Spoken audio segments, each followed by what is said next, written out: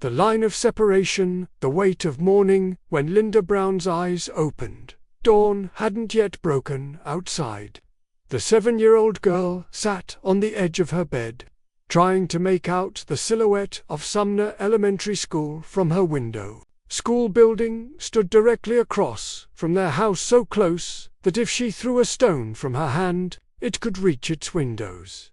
The smell of coffee drifting from the kitchen and her mother's preparation sounds announced the start of another day. Leela Brown repeated the same ritual every morning: brew the coffee, prepare breakfast, watch her husband Oliver head off to work. But Linda's school preparation was different from other children's. "Linda, honey, wake up now," said Leola, the usual weariness in her voice. "You've got a long way to go." As Linda pulled her heavy coat from the closet, she thought about how the children at Sumner just walked 2 minutes to reach their school. Her neighbor, Sarah's daughter Nancy, would run past Linda's house every morning, swinging her school bag while singing cheerfully. Linda would watch her carefree steps with envy. At the breakfast table, Oliver Brown read his newspaper while his eyes constantly swept outside the window. His hands, weathered from working as a welder for the Atchison, Topeka, and Santa Fe Railway, gripped the newspaper corners a bit too tightly. The headline, "Topeka School Board Continues Segregation Policies," made his morning coffee taste bitter. "Daddy," said Linda, biting into her buttered bread, "why can't I go to Sumner?" Oliver lowered his newspaper, looking into his daughter's innocently questioning eyes. The mixture of anger and helplessness inside him stirred again. Linda had been asking this question every day since she first started school, and every time Oliver experienced the difficulty of giving the same answer. "Because," he said, trying to keep his voice as gentle as possible, "they say it's not our school." "Why not?" This simple question pierced Oliver's heart like a dagger. How could he explain to his 7-year-old daughter that in this world, people didn't have equal rights simply because of their skin color?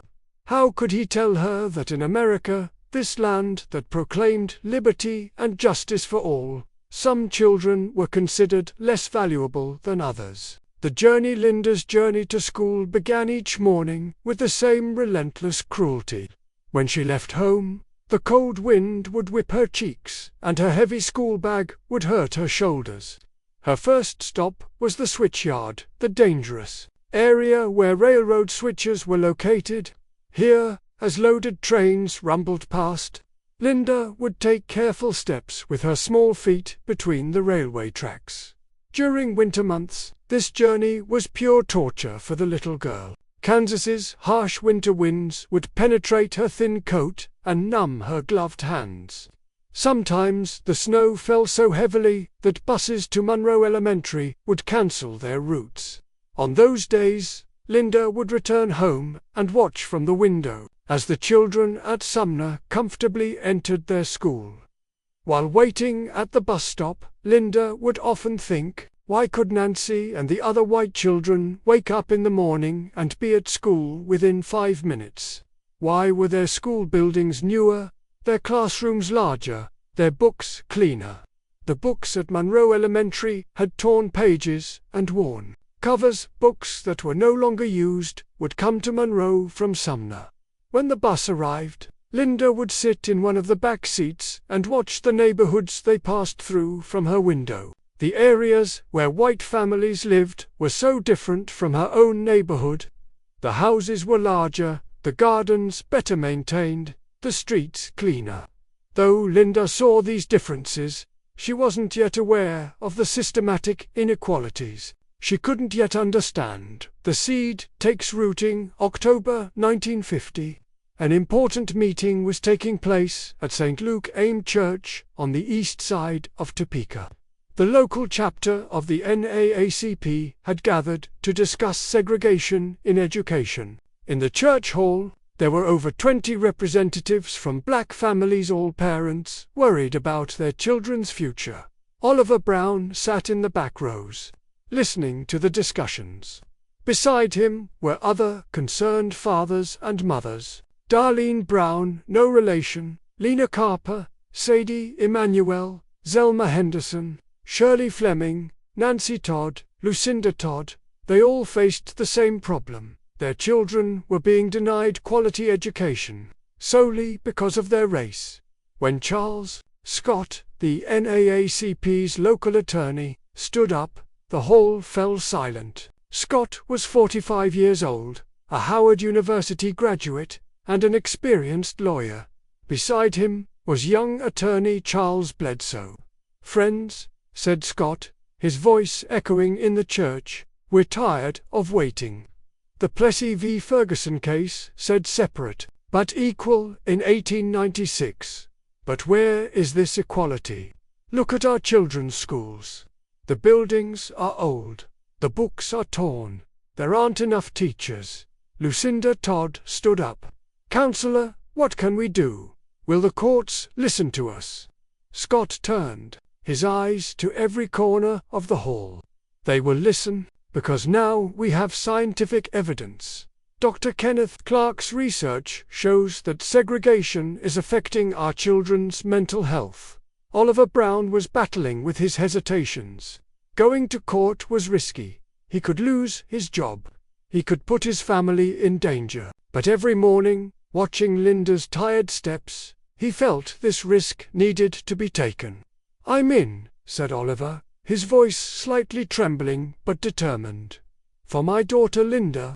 Forming the strategy in New York, at the NAACP's legal office, Thurgood Marshall and his team worked day and night.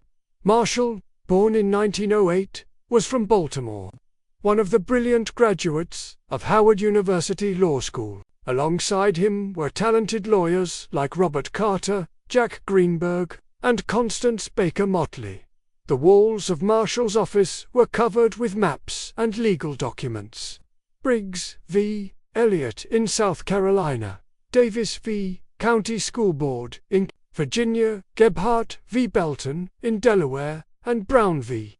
Board in Kansas all were different fronts of the same war. "To overturn Plessy," said Marshall, lighting his pipe, "legal arguments alone won't be enough. We need help from sociology, psychology, and educational sciences." Dr. Kenneth Clark from Columbia University was the key figure in Marshall's strategy. Clark had scientifically proven the deep wounds that segregation left in children's psyche through his psychological research on black children. Clark's famous doll test was a simple but effective experiment. He would show black children aged 3 to 9 two identical dolls in different colors and ask questions. Which doll looks nice? Which doll looks bad? Which doll is the good doll? Which doll is the bad doll? Which doll looks like you? The results were heartbreaking. 67% of the children said the nice doll was the white doll. 59% indicated that the good doll was the white doll. Most painful of all, when asked to show the doll that looked like them, many children would start crying. In his report, Clark wrote, "Segregation creates identity confusion in black children, damages their self-esteem, and causes them to develop preferences for whites." Toward the courthouse when hearings began at the Topeka Federal Court in 1951. Linda Brown was now 8 years old, but her lived experience was at the center of the case. When Oliver Brown took the witness stand, his hands were trembling. In the courtroom, there were both supporters and opponents. Judge Walter Huxman was respected but conservative. "Mr. Brown," said the defense attorney, "would you describe your daughter Linda's school experience?" Oliver took a deep breath. "Linda walks 21 blocks every morning, crosses dangerous railroad tracks, waits in the cold. There's Sumner Elementary right across from our house, but she can't go there. Why? Because she's black."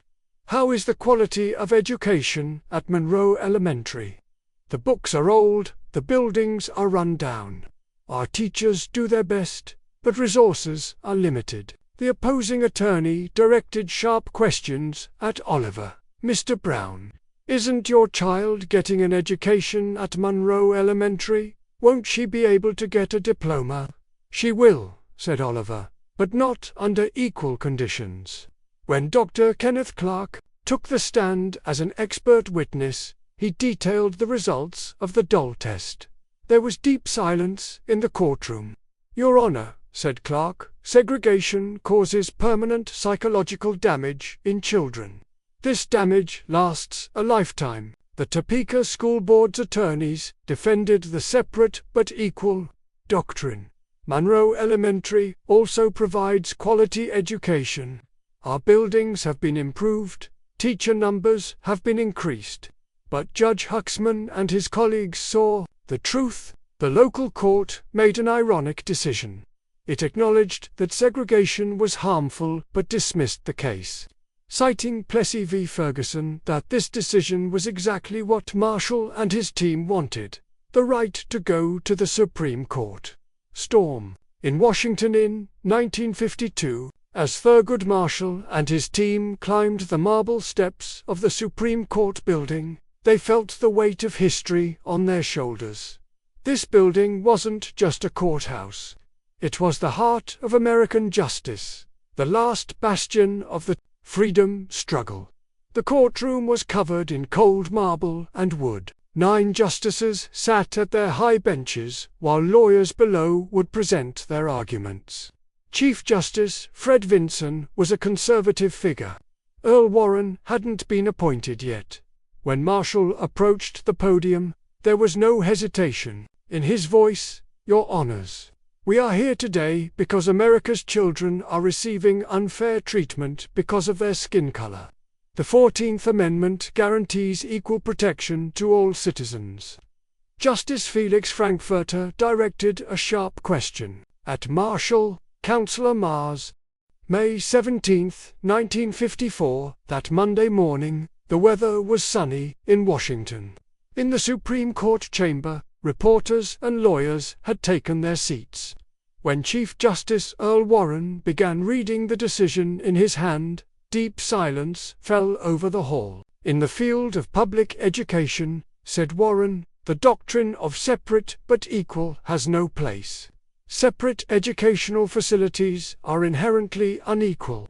As Warren's voice echoed in the courtroom, the pages of history were turning. Segregation deprives black children of equal protection of the laws in terms of benefiting from educational opportunities. Thurgood Marshall was trying to hold back his tears. Robert Carter, beside him, quietly whispered, "We won." Spreading the news in Topeka, Oliver Brown was listening to the radio at work. When he heard the news, the welding tool in his hand dropped. His co-workers surrounded him. "Oliver, you won." That evening at home, the Brown family gathered around the radio. Linda sat in her mother Lella's lap. The news was reading the details of the decision. "What does this mean, Daddy?" asked Linda. Oliver stroked his daughter's hair. "It means you can go to any school you want now, honey." But it wasn't that simple. The decision was just the beginning. Resistance and change in the South. The decision was called Black Monday. Mississippi Governor Hugh White said, "No child of ours will be educated in the same school as blacks." In Arkansas, the Little Rock Central High School crisis occurred. Federal soldiers had to escort 9 black students to school. In Virginia, some districts closed schools entirely, with the logic of no education, but no segregation either. But change had also begun. In Baltimore, schools were integrated within a year. In Washington, D.C., segregation was eliminated. Linda's new world in 1955. Linda Brown was now in middle school. She hadn't gone to Sumner Elementary because, when the decision came, she had passed that age group. But her younger siblings, Terry and Cheryl, could now go to schools right next to their neighborhood. Linda didn't become an activist during her high school years. She lived like a normal young girl. She had friends, played sports, dreamed her dreams, but she carried a responsibility. She was part of history. The legacy years later. She had become Linda Brown Smith. She had children, lived a normal life. But people constantly asked her about those days. Did you know you were changing history? Back then, Linda would give the same answer every time. No, I just wanted to go to school. The school close to my home. Thurgood Marshall was appointed as a justice to the Supreme Court in 1967. The first black justice, Oliver Brown, died young in 1961. Unable to fully see the change his daughter had created, Dr. Kenneth Clark worked for educational equality throughout his life. The scientist who created the Dole test broke new ground in the field of child psychology, erasing the lines today. In Topeka, the old Sumner Elementary is the Brown v. Board of Education National Historic Site. Visitors can see the paths that little Linda walked every morning, learn how her courage changed a nation. The railroad tracks are still there, but they no longer separate children. The Brown decision didn't just end school segregation. Rosa Parks's bus boycott in Montgomery, Martin Luther King Jr.'s I Have a Dream speech, the Civil Rights Act, the Voting Rights Act, emerged from the earthquake created by that little girl's first step. But the story isn't over. The struggle for equality in education continues, in different forms, with different names. But it continues. Linda Brown's legacy isn't just a court decision. She taught that every child's dreams have no color, that education is a right, that it's important not to remain silent in the face of injustice. Lines are drawn by people, but again, people can erase those lines. And sometimes, a 7-year-old girl starts this work.